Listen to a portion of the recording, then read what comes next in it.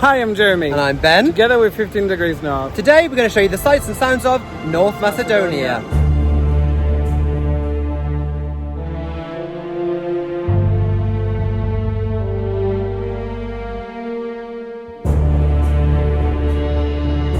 North Macedonia is a small landlocked nation at the heart of the Balkan peninsula.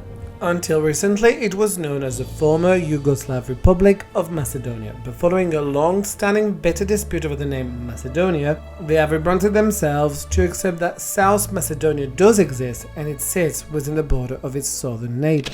Skopje is the nation's capital, and it's a very unusual city indeed.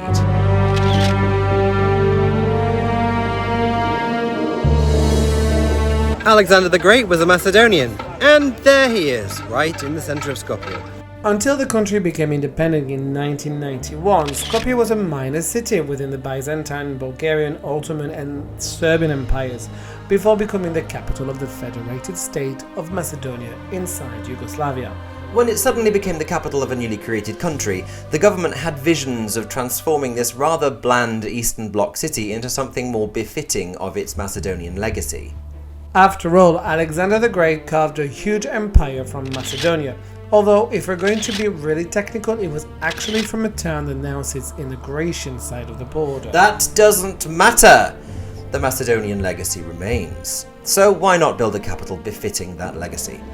And so began a building program between 2010 and 2014 in which 136 new structures were built in the city centre, costing $700 million and transforming it into something resembling District 1 in the Hunger Games. And the result has divided people's opinions. Some people hate it, but I think it looks amazing. Skopje's most famous resident was, of course, Mother Theresa. Although Albanian claim her as their own, Mother Theresa was born in Skopje to an Albanian Indian family, growing up in the city under Ottoman rule. She left Skopje aged 18 to commence her now legendary work, but in the decades since, the city has immortalised her legacy here with a museum and a chapel dedicated to her memory.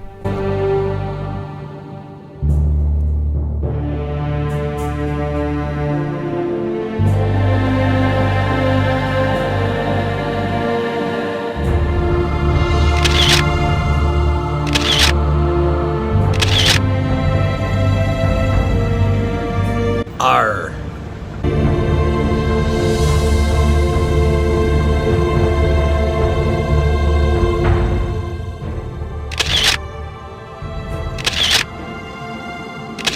North Macedonia's most famous holiday spot is on the banks of the stunning Lake Ohrid.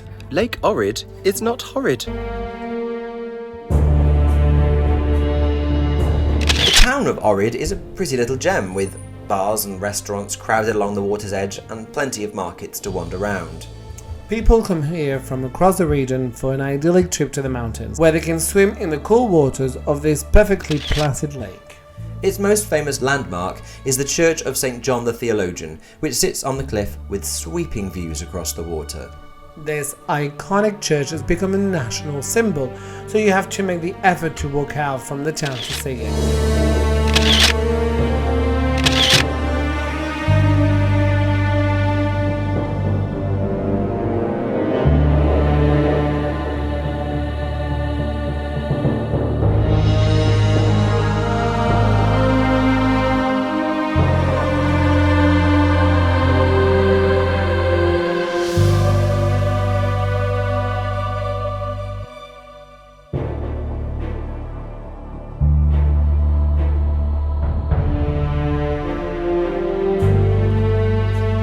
North Macedonia might be a small country, but we were thoroughly surprised by how much we enjoyed our time there.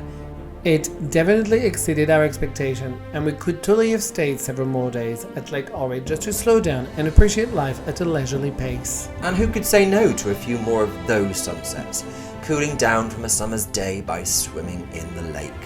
Bliss.